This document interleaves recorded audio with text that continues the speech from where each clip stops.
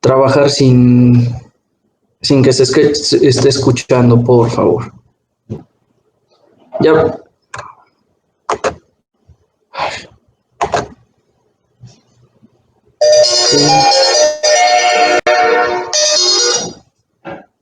Bueno, estoy en clase, pa. Pa. Bueno. ¿Todo bien, pa? Estoy en clase. ¿Todo bien? Todo bien. ¿Tú también, todo bien? Sí. Dios. Bye.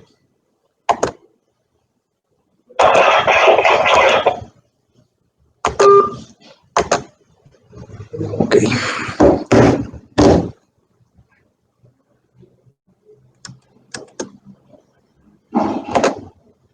Muy bien, ahora sí, ¿ven todos la presentación? Sí. Sí, se ve. Perfecto. Ok, nos vamos a iniciar. Entonces vamos a hacer un repaso del aparato reproductor femenino. Recuerden que las partes del aparato reproductor femenino se divide en principalmente una parte interna o órganos internos y órganos externos. En los órganos internos pues tenemos lo que son las gónadas, que es una forma de referirse a los órganos que contienen las células germinales, en este caso son los ovarios y son los óvulos. En el caso de los varones, pues el equivalente sería el testículo, ¿vale? Las vías genitales como tal, que son las trompas de falopio, el útero y la vagina, ¿vale? Que son principalmente comunicaciones y reservorios, en especial en la cuestión del útero. Y bueno, y la vagina también sirve de reservorio después del coito para mantener ahí el semen y permitir el ascenso hacia lo que es hacia las trompas para la fertilización. Y en el caso de los órganos externos, estamos hablando principalmente de la vulva. Vamos a empezar hablando del aparato genital interno o los órganos internos. Aquí podemos ver una representación frontal y otra lateral del aparato reproductor femenino y en especial los órganos internos. Esto ustedes ya lo vieron seguramente. Entonces, lo que es las gónadas, los ovarios, las trompas, que ahorita vamos a platicar bien de ellos, el útero con su cervix, vagina y su salida. Importante recordar las relaciones que tiene el útero y la vagina con otros órganos intraabdominales y en especial pélvicos, como son la vejiga, que lo podemos encontrar en la cara anterior, y el colon, en especial lo que es el sigmoides, que es este, y el recto y el ano. Principalmente son las relaciones anterior y posterior más importantes. También recuerden que existen dos fondos de saco en la cavidad pélvica, el fondo de saco anterior con el repliegue del peritoneo y la plica vésico-uterina, que es esta de acá. O sea, el peritoneo viene aquí y aquí hace un repliegue, se dobla para volver a regresar y cubrir el útero.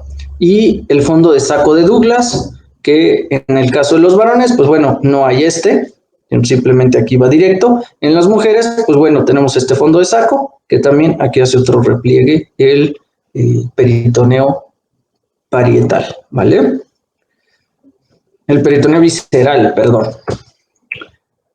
Hablando de los ovarios, vamos a iniciar. Son un par de gónadas, son el par de gónadas más bien localizadas en la cavidad pélvica. Tiene una forma aproximadamente de unos 3 centímetros de longitud por 2 centímetros en forma de almendra. Son así nacarados. Va variando, la verdad es que el tamaño del ovario va variando dependiendo de la edad de la paciente. En las mujeres muy jóvenes, en las niñas, es muy chiquito. Estamos hablando de 1 por medio centímetro, es una cositita. Posteriormente, cuando empieza la activación del eje hipotálamo hipófisis gónada, crece hasta los 3 centímetros y con algunas alteraciones hormonales puede crecer incluso más.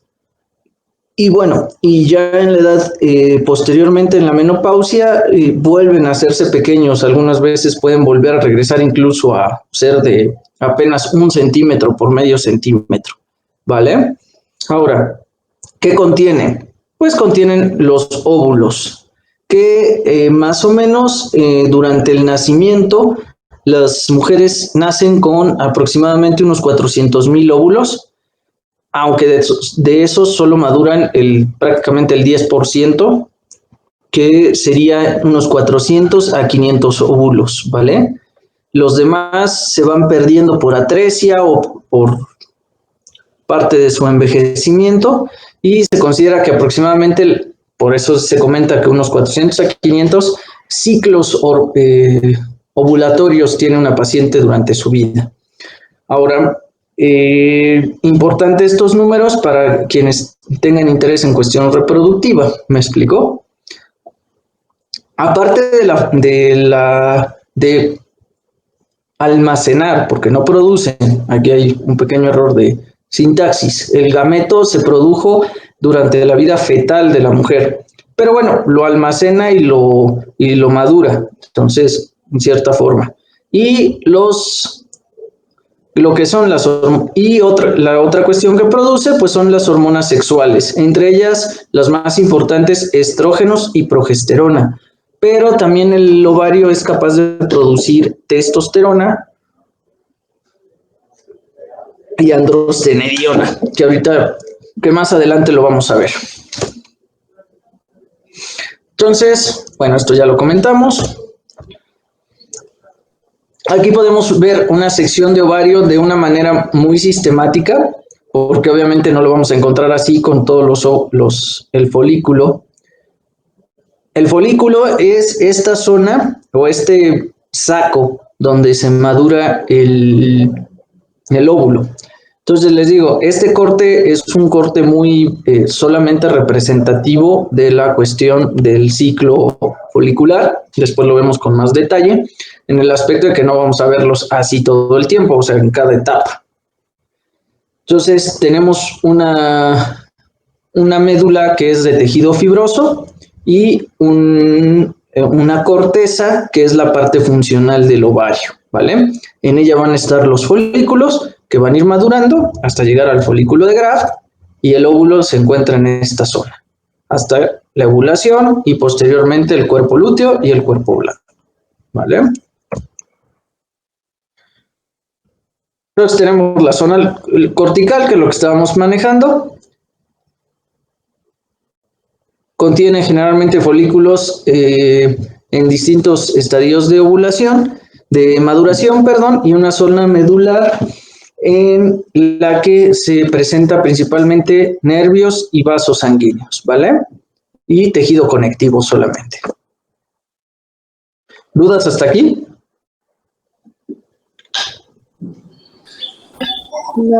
No, doctor. Gracias. Vale. Imagen. Bueno, seguimos. Seguido al ovario, tenemos lo que es juntito y arriba del ovario encontramos lo que es las trompas de falopio o trompas uterinas y los oviductos.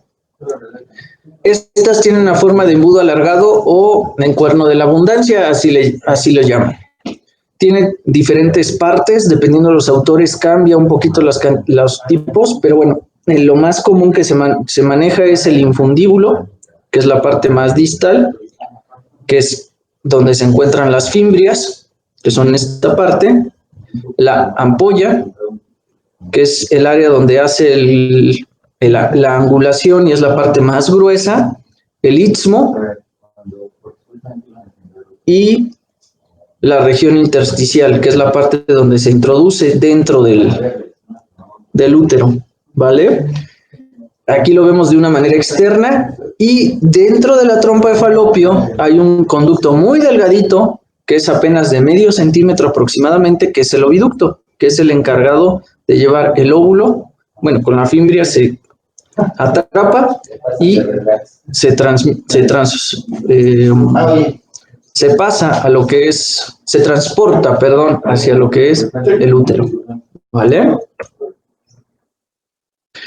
Bueno, la trompa de falopio, como les comentaba, su principal función es la de conducir los óvulos desde la superficie del ovario hasta lo que es el cuerpo uterino. Ahora, estamos hablando de que aquí en la trompa de falopio se produce la fecundación, pero díganme en qué parte de la trompa de falopio se produce la fecundación. En la ampolla uterina, en el primer tercio, ¿no? De la trompa. En el tercio distal o más específicamente en la ampolla, exactamente. ¿Sale? Ahí es donde se produce la ovulación. Digo, la ovulación, la fertilización del óvulo. Y, a ver, alguien más, ¿cuántos días tiene el óvulo en cuanto ovula? ¿Cuántos días tiene en que es fértil, o sea, es receptivo a poder fertilizarse? Digamos, la paciente ovula hoy, acaba de ovular en este instante. ¿Cuántos días tiene para poderse embarazar? Bueno, para fertilizarse. 3. Entre 3. 5 días. Entre 3 y 4 días, ¿vale? Se extiende un poquito más por la idea o la cuestión de fertilidad de una mujer hasta 5 o 7 días por la cuestión de la supervivencia del espermatozoide. Si la paciente en cuestión tuvo relaciones hace 3 días, pudiera llegar a tener fertilización por la supervivencia de los espermatozoides. ¿Me explicó? Pero les digo, solo son 3 días. Entonces, esto para fertilidad habla mucho de la capacidad fértil del ser humano. La verdad es que el ser humano es bastante infértil comparado con otros animales. Entonces, sí tenemos ahí una situación de, entre comillas, desventaja, pero bueno, es diferente adaptación. ¿Dudas, preguntas?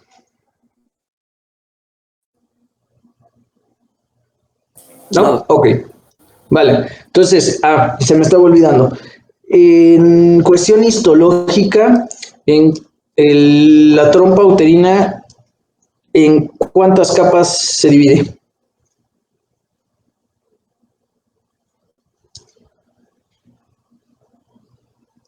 ¿Alguien lo recuerda? ¿En 3? Ok. ¿Cuáles son? El endometrio, el miometrio y el perimetrio. No, ese sería más para el útero, no la trompa. Aunque la trompa... Ajá. No, nada más dije que perdón. Sí, no importa. Está bien, mira, la verdad es que se parece mucho la estructura y es cierto, o sea, tanto el útero como el ovario tiene una capa mucosa, una capa muscular y una capa serosa, ¿vale? Son esas 3 capas. Nada más que es cierto, el útero tiene tiene nombres propios de esas 3 capas. En el caso de la trompa uterina no tiene nombres propios, entonces es simplemente mucosa, es muscular y serosa, ¿vale? Ahora, importante, la capa muscular tiene 2 capas, se divide en 2 capas, una capa de fibras longitudinales y una capa de fibras circulares. Esto le permite a la trompa tener peristalsis, ¿vale? ¿Qué quiere decir esto? Tiene movimientos, como si fuera el intestino, tiene movimientos para ayudar a promover un flujo de líquido. Dentro de la capa mucosa hay una serie de células cilíndricas que tienen cilios. Acuérdense lo que son los cilios, son proyecciones de la membrana de las células muy cortas, como vellitos. Entre los cilios y el movimiento peristáltico Hay es lo que células hace secretoras también, ¿no? también, exactamente, muy bien. Que se supone que ayudan al fluido para que nutran un poco más al embrión en los estadios iniciales, mientras Exactamente, pasa ya, o sea, formalmente como que al útero. exacto. Y eso se llama, se le llamamos líquido tubárico. Este líquido tubárico, que es una secreción, lo que hace es nutrir no solo al embrión, sino desde un principio al óvulo, al ovocito, para que se mantenga en condiciones para poderse fertilizar y lo transporta, ¿vale? Entonces, ya la pregunta creo que es un poquito obvia. ¿Qué dirección va a tener el movimiento ciliar y el movimiento peristáltico de la trompa uterina? De la ámpula o del infundíbulo hacia el útero o del útero hacia el infundíbulo. No, pues del infundíbulo hacia el útero, o sea, el chiste es que llega al útero. Exactamente. Entonces ya era un poquitín obvio esa pregunta, pero es importante también porque esto nos explica en muchas ocasiones por qué hay pacientes que tienen problemas de inflamación de las trompas de falopio y esto pueda dificultar incluso el embarazo, aunque sea una transferencia de embriones o algo, ¿me explico? Una técnica que no requieras de la trompa. Entonces, esto también es un detalle importante para cuestiones de reproducción, ¿vale?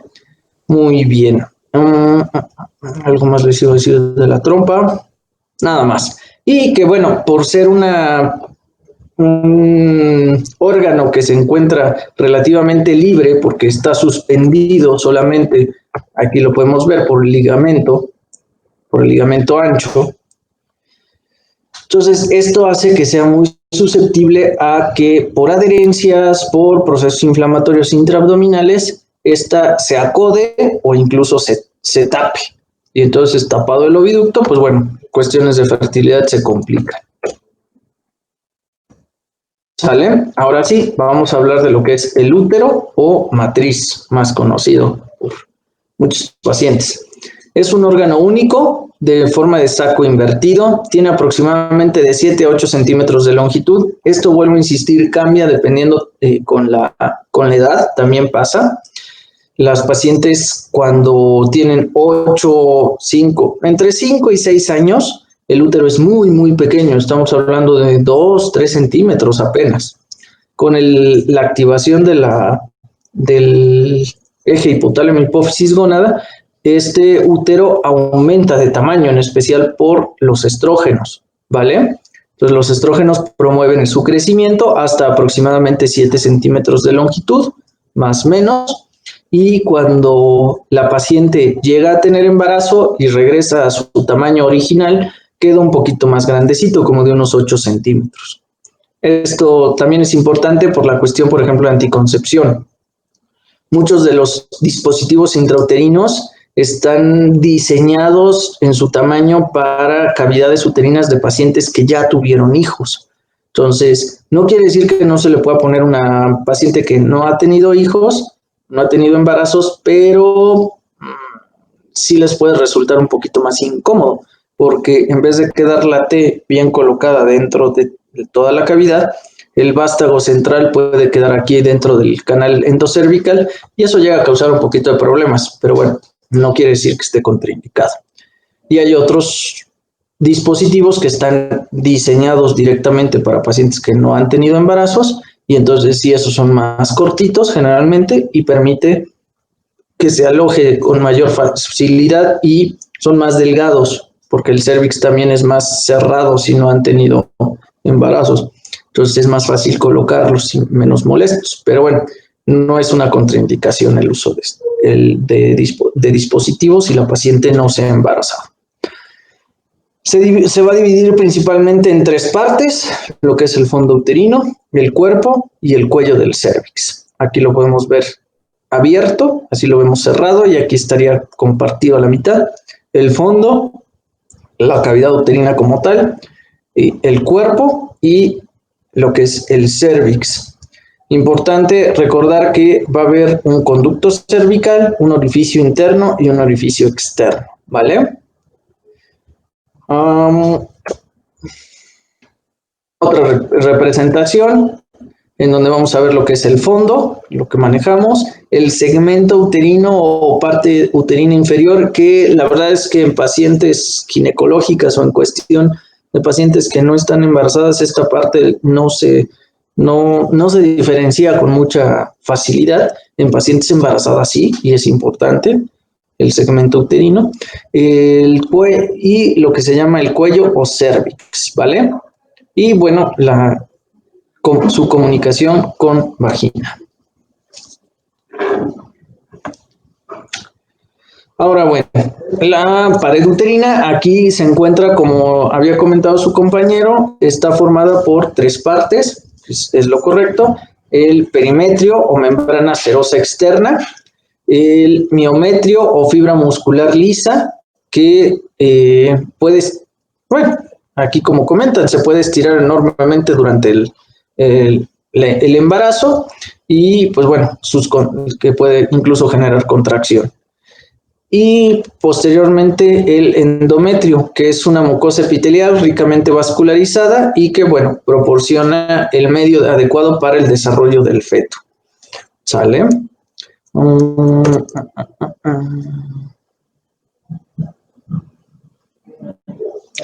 Y pues bueno, ¿cuáles son las funciones? Estábamos hablando de que la mucosa uterina se prepara cíclicamente para la anidación y la implantación del óvulo fecundado, y la musculatura uterina se va adaptando al desarrollo del embrión y contribuye en la expulsión en el parto de este mismo, ¿vale?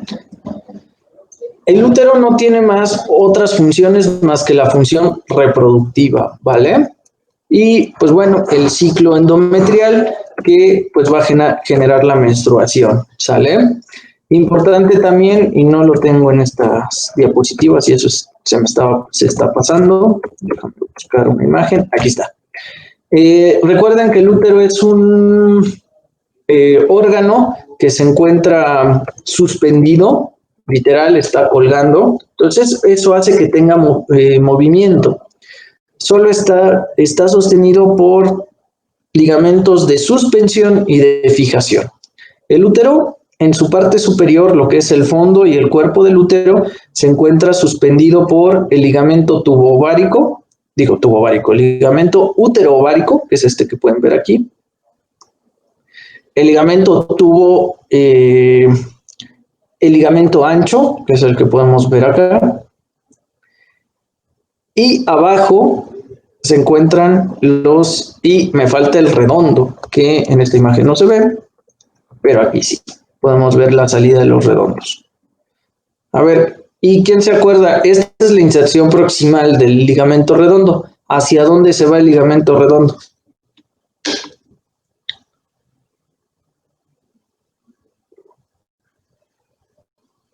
¿Dónde se inserta en su otro borde?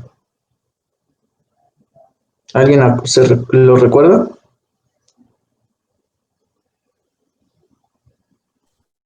En la trompa. No.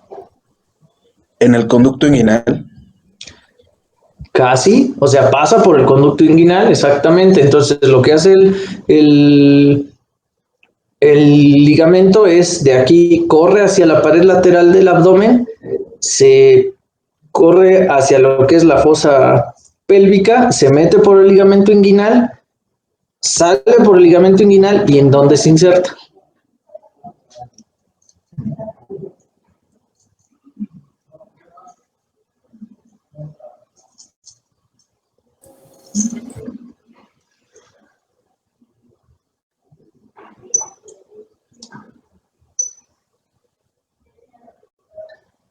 No sé si esté bien, pero en los labios externos de la vulva. Cerca de ahí, exactamente. De hecho, se inserta en el borde superior del pubis, ¿vale? Entonces, esto es también importante porque cuando hablen de cuestiones de riesgos de ruptura uterina, por ejemplo, en pacientes embarazadas, hay un signo en el que estos ligamentos se ponen duros e incluso se pueden ver en la ingle de la paciente. Pero bueno, no vamos a entrar en ese tipo de temas porque no es obstetricia, pero para que lo tengan en cuenta y se acuerden que es un signo de eminencia de ruptura uterina en pacientes embarazadas que están en trabajo de parto o una situación así, ¿vale? Entonces, estos son ligamentos de suspensión. Simplemente suspenden o cargan esta parte del útero. Ahora, los ligamentos de fijación son aquellos que ayudan a que sostienen al útero, que en este caso serían el ligamento, los ligamentos McEnroth, que aquí no los tengo, estarían aquí junto al cervix, van hacia los lados, hacia los laterales de la pelvis, y los ligamentos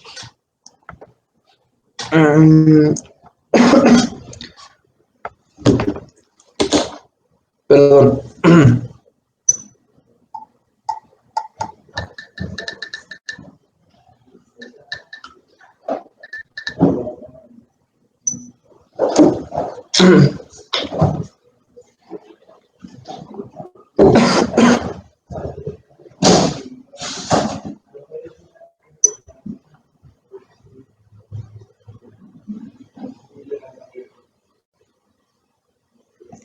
Úterovesicales y rectovesicales.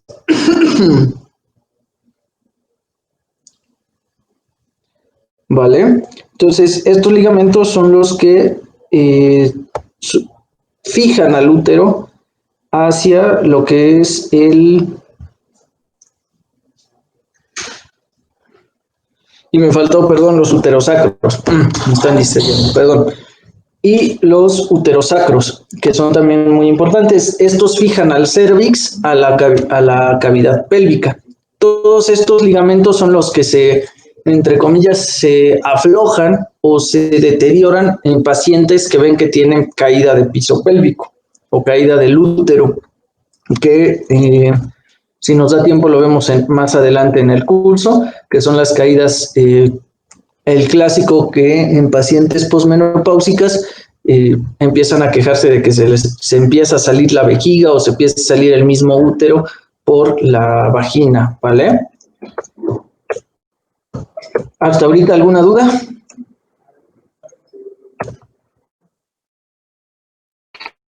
No, doc.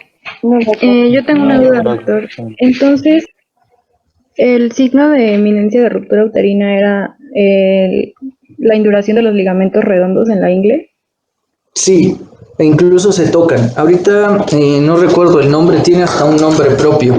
La verdad es que soy malo para los nombres propios de los signos, como que para mí personalmente me es más fácil entenderlos que aprenderme el epónimo, pero bueno, sí es uno de los datos de eminencia de ruptura uterina, que se puedan tocar o se sientan indurados o se puedan ver los ligamentos redondos. Esto es en pacientes embarazadas, ¿me explicó? Y tendríamos que meternos en la fisiopatología de por qué sucede esta situación, pero bueno, es como para que recuerden cómo va este ligamento, y bueno, para eso yo creo que sí es importante que recuerden esta situación cuando vean obstetricia, ¿vale?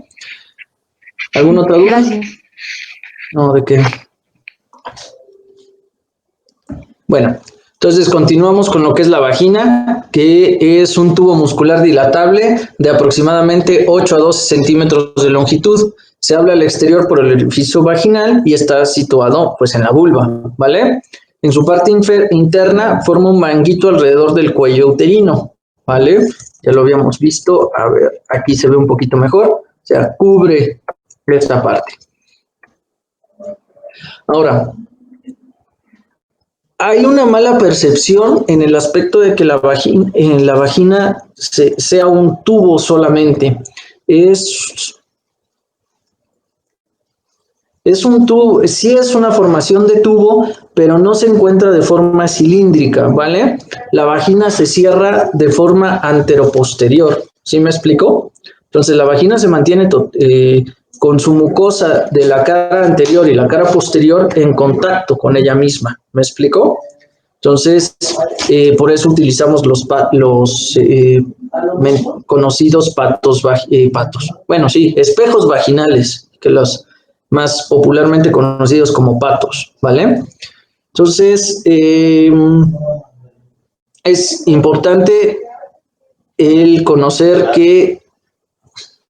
Me perdí, perdón. Ok, ahora... El IME, bueno, y esta cuestión de que se encuentra cerrado,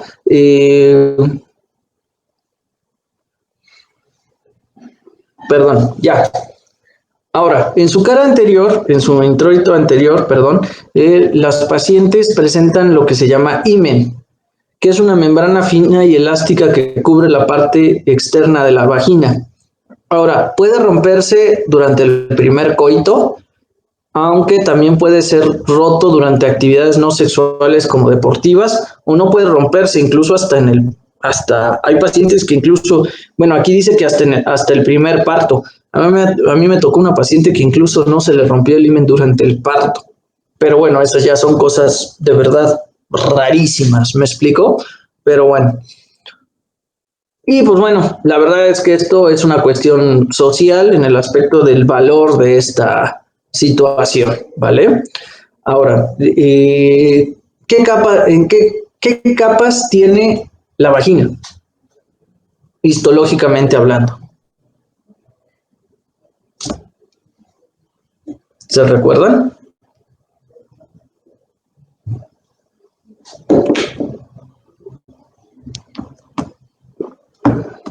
No, doctor.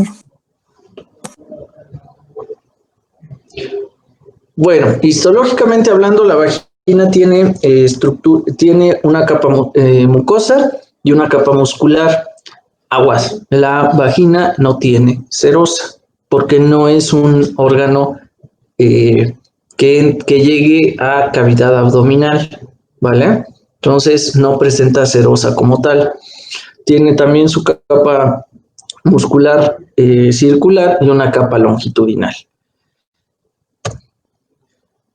Sus funciones, pues bueno, son el destinado a recibir el pene durante la cópula y está especializada también para el paso del feto durante el parto. Aquí está mal el término, discúlpenme, lo voy a corregir. El alumbramiento es la salida de la placenta. Entonces, este sería durante el parto.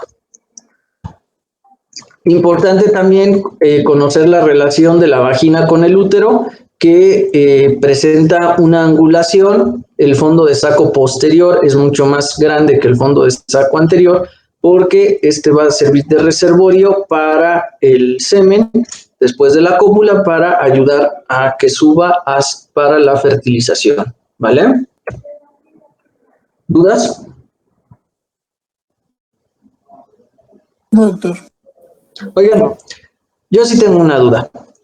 ¿Hay glándulas en la mucosa vaginal? Sí, tendría que haberlas, ¿no? No, no hay. Ahorita vamos a hablar en el aparato reproductor genital externo de las glándulas de Eschenke y las glándulas de Bartolini, que son unas glándulas que ayudan a mantener lubricado el introito vaginal. Pero dentro de la cavidad abdominal no hay glándulas. Y la siguiente pregunta es, si no hay glándulas, entonces ¿cómo chihuahuas genera la producción de lubricación? La lubricación vaginal se da de manera continua, pero es mucho mayor durante la excitación y el coito. Se genera por un trasudado de la sangre. Cuando está la excitación en la mujer, se aumenta el flujo sanguíneo por todo un plexo venoso que tiene toda la vagina, y eso hace que se haga un trasudado y es ese líquido Entonces, dentro de vagina como tal no hay glándulas. Es un epitelio estratificado, ¿vale? Que no queratinizado, obviamente, que les digo, genera esta situación, ¿vale? Entonces, importante detalle de conocimiento. Ahora, hablando del aparato genital externo, pues este está conformado principalmente por la vulva.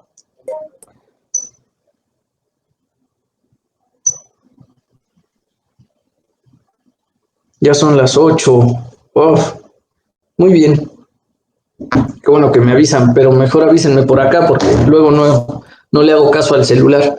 Entonces, está bien. Entonces, continuamos mañana con lo que es el aparato genital externo. ¿Les parece?